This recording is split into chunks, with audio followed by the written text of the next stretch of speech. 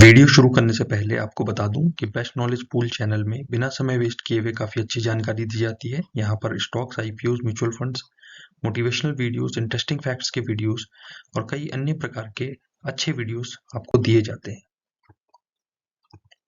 हर व्यक्ति का सपना होता है कि वो एक सुंदर सा घर बनाए और इस सपने को पूरा करने के लिए 99% से ज़्यादा लोगों को होम लोन की आवश्यकता पड़ती है।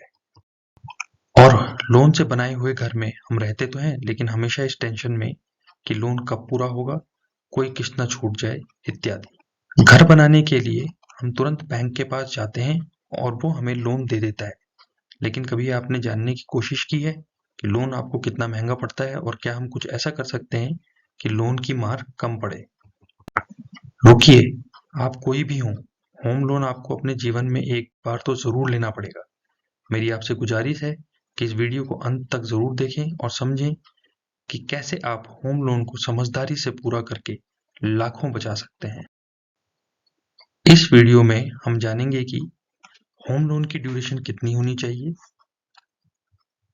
होम लोन की कॉस्ट यानी कि उसका इंटरेस्ट और प्रिंसिपल का ब्रेकडाउन किस प्रकार से किया जाता है, होम लोन की कॉस्ट को कैसे रिड्यूस कर सकते हैं, क्या हम कोई ऐसा स्मार्ट इन्वेस्टमेंट कर सकते हैं जिससे हमें काफ़ी फायदा हो, और रेडी टू बाय और कंस्ट्रक्शन लिंक प्लान में कौन सा बेटर रहता है। सबसे पहले हम लेते हैं कि होम लोन की हमें क्या कीमत चुकानी पड़ती है। इसको ऐसे समझते हैं कि एक 2 बीएचके का फ्लैट किसी भी बड़े शहर में 40 से 50 लाख के बीच में आता है और एक छोटे शहर में ये तकरीबन 25 से 35 लाख के बीच में पड़ता है। तो अगर हम एक घर की नॉर्मल कॉस्ट सोचें तो तकरीबन हमें अपनी जेब से 30 लाख तक रुपए देने पड़ सकते हैं। इस वीडियो में हम 30 लाख के लोन अमाउंट का इस्तेमाल करेंगे। चलिए हम मानते हैं कि आपने एक 30 लाख का लोन लिया है 20 साल के लिए, जैसे ये अमाउंट,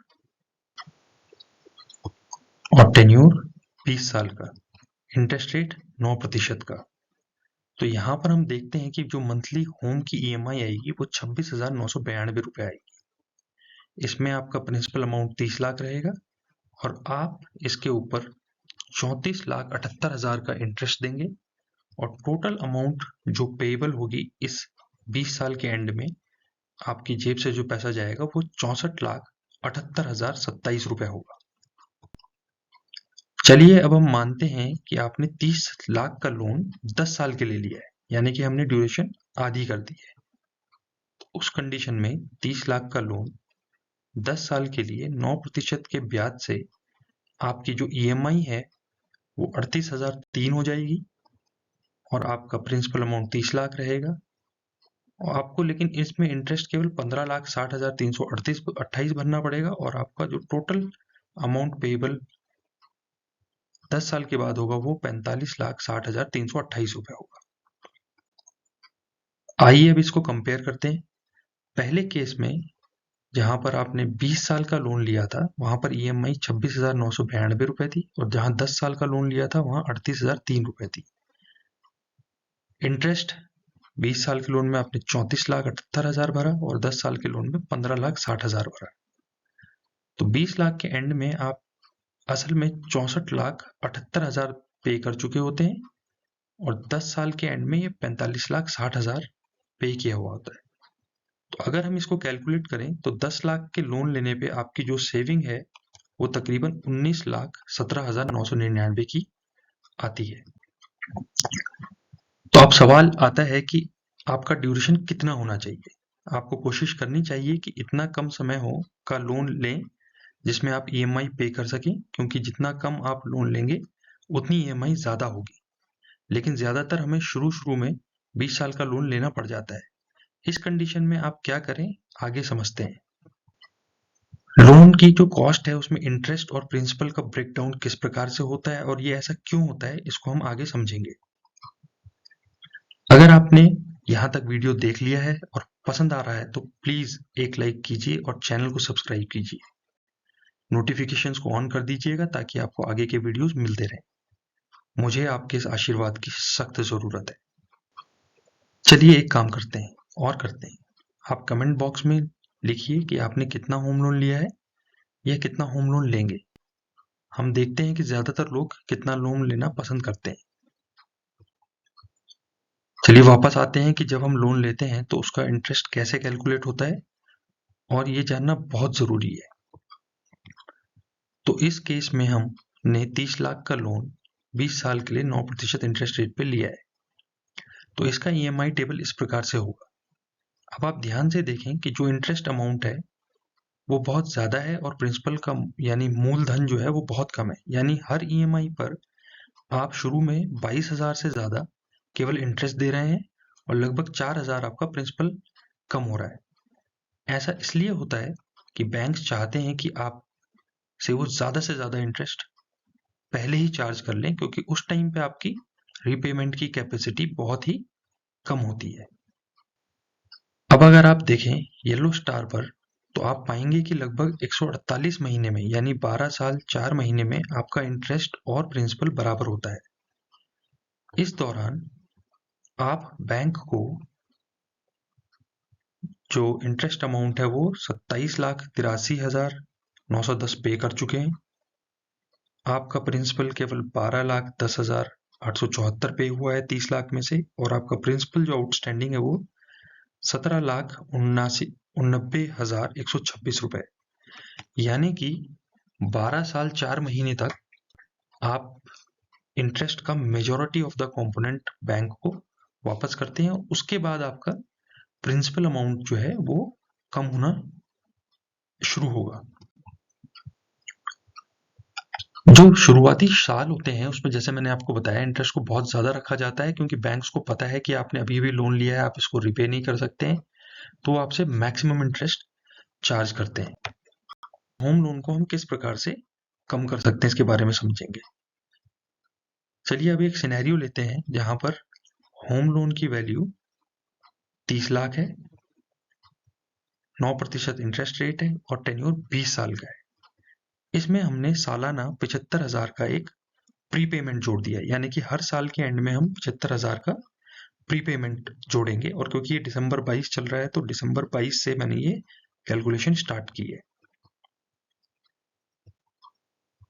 अब अगर आप देखेंगे तो ओल्ड जो सिस्टम था, यानी कि जो ओल्ड पहला तरीका था जिसमें हमने पूरा 240 महीने यानी 20 साल तक पे किया, और दूसरा तरीका जिसमें हमने प्रीपेमेंट किया है, उसमें आप देखेंगे कि पहले वाले तरीके में आपने जो इंटरेस्ट अमाउंट पे किया था वो 34,78,000 था, जबकि दूसरे तरीके में जिसमें आपने प्रीपेमेंट किया है 75,000 का हर साल में, उसमें इंटरेस्ट अमाउंट केवल 19,53,597 है। लेकिन आपने प्रीपेमेंट भी किया है 9,75,000 का, तो मोटा मोटा अगर हम माने तो आपने 29 लाख के तकरीबन प्रीपेमेंट और इंटरेस्ट दूसरे ऑप्शन में पे किया है, और पहले ऑप्शन में आपने 34 लाख इंटरेस्ट पे किया है। यानी कि आपको दूसरे ऑप्शन में काफी ज्यादा बेनिफिट हुआ है।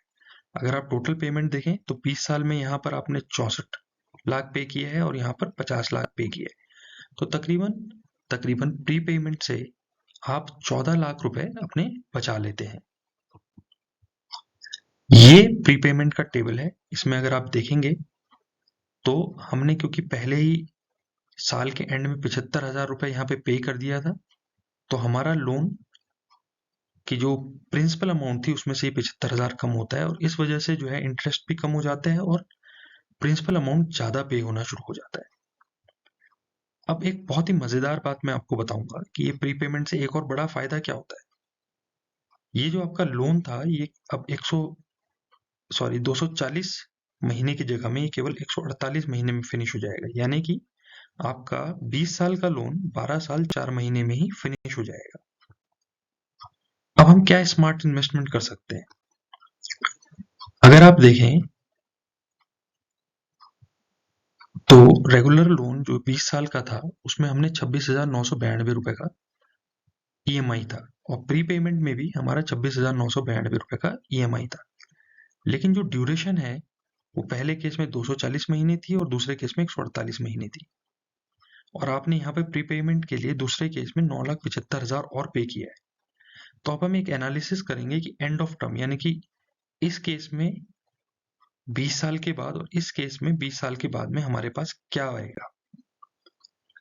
तो क्योंकि मेरा लोन ऑलरेडी पे हो चुका है कम समय में, इसीलिए मैंने जो बाकी समय बचा था उसके अंदर, यानी कि जो बाकी 8 साल का समय बचा था उसके अंदर जो मैं ईएमआई पे कर रहा था, क्योंकि अभी मेरा लोन खत्म हो चुका है, मैं प्रीपे कर चुका हूँ लोन को 75,000 पर मंथ, और मेरा लोन 12 साल में पे हो चुका है। तो मैं अगले 8 साल तक जो मैं ईएमआई पे कर रहा था उसको मैंने एक एसआईपी में लगाया है।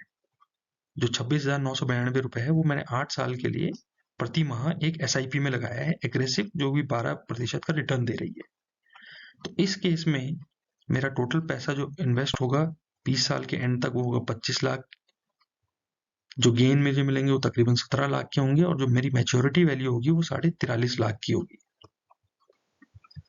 तो अगर हम यहाँ पर ध्यान दें तो पहला ऑप्शन जिसमें कि हम खाली एक रेगुलर लोन को पे कर रहे थे, जिसमें हमने कोई प्रीपेमेंट नहीं किया था, कुछ नहीं किया था, उसमें हमारे पास 20 साल के बाद केवल एक घर होगा और हमारे पास कोई भी अमाउंट नहीं होगी, क्योंकि हम कुछ भी सेव नहीं कर पाए हैं। लेकिन दूसरे ऑप्शन में जहां पर हमारा लोन 148 महीने में खत्म हो गया था, हमने 9,75,000 एक्स्ट्रा पे किया था प्रीपेमेंट में, लेकिन 20 साल के एंड के बाद हमारे पास घर भी होगा और 43.5 लाख रुपए भी होंगे।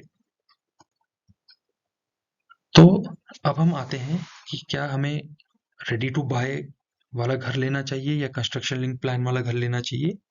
कंस्ट्रक्शन लिंक प्लान ये होते हैं जिनमें कि आप जैसे जैसे कंस्ट्रक्शन बढ़ता है वैसे वैसे उसकी अमाउंट पे करते जाते हैं, लेकिन पूरे एनालिसिस के बाद मैं आपको बता सकता हूँ कि आपको हमेशा रेडी टू बाय हाउस लेना चाहिए। इसके जो 3 मेजर रीजन है वो हैं कि रेडी टू बाय घर को आप देख सकते हैं, वो आपके सामने बना हुआ होता है, तो आप खरीदने से पहले उसको तसल्ली बख्श चेक करके आप उसके अंदर जा सकते हैं। कंस्ट्रक्शन लिंक प्लान में जो फ्लैट बन रहे होते हैं या जो भी घर बन रहे होते हैं उनको आपने देखा नहीं होता, वो भविष्य में बनेंगे, और कैसे बनेंगे, क्या मटेरियल यूज होगा, वो आपको नहीं पता है।